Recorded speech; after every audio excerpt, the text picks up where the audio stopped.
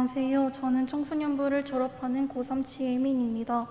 오늘 이 시간 제가 받은 하나님의 사랑을 잘 전하게 해달라고 한 주간 기도하며 보냈습니다. 12년간 청암교회 주일학교에서 많은 은혜를 누리며 자라왔고 하나님께 받은 사랑이 참 많습니다. 12년간 지내오며 하나님의 많은 사랑을 느꼈지만 특별히 올해 가장 기억에 남는 일을 나누려고 합니다. 올해 가장 기억에 남는 것은 하나님께서 제게 품게 하신 친구를 전도하는 과정 가운데 있었던 일들입니다. 하나님께서 품게 하신 친구는 작년에 처음 만났습니다. 이 친구에겐 다른 친구들과는 다른 특별한 마음이 있었습니다. 그리고 그 마음은 제가 품은 것이 아니라 하나님께서 품게 하신 것 같습니다. 2019년이 끝나갈 때쯤 하나님은 제게 전도하라는 마음을 주셨고 그 마음을 가지고 기도하며 지냈습니다. 그러던 중 청암교회에 많은 변화가 생겼고 복음을 전하기에 좋은 상황이라는 생각이 들어 복음을 전하기 시작했습니다. 복음을 전하는 일이 쉽지 않았지만 계속 복음을 전하던 중 그 친구에게서 교회에 나가보겠다는 연락을 받고 함께 예배를 드렸습니다.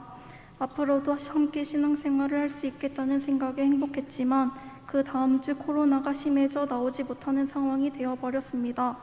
하나님이 주신 마음을 가지고 어렵게 복음을 전했는데 처음으로 돌아간 것만 같아 허무하기만 했습니다.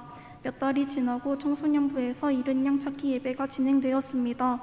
그 친구에게 다시 복음을 전했지만 코로나와 고3이라는 이유로 거절을 당했습니다. 저는 포기하지 않고 계속 복음을 전했지만 그 친구와의 관계는 흔들렸고 그런 상황이 저는 당황스럽고 두려웠습니다. 하나님의 뜻대로 복음을 전한 것뿐인데 친구와의 관계는 서먹해졌고 그 관계를 어떻게 회복시켜야 할지 몰라 기도만 했습니다.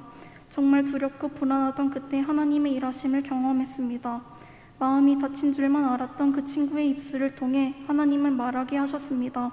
교회에 좋은 사람들이 많고 지금도 너와 함께하고 싶지만 상황이 어려워 지금은 힘들겠다고. 그렇지만 2021년에는 너와 함께 교회 다닐 거야.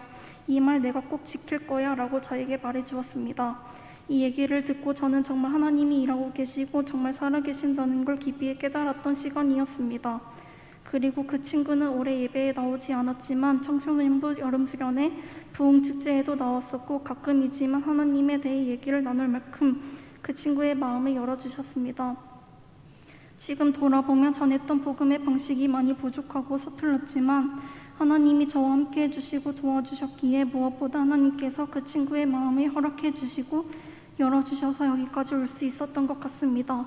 한 영혼을 살리는 일이 많이 어렵다는 걸 알게 되었지만 이를 통해 하나님의 일하심을 볼 수 있었고 저 또한 하나님과 많이 가까워질 수 있어 참 감사했던 일입니다.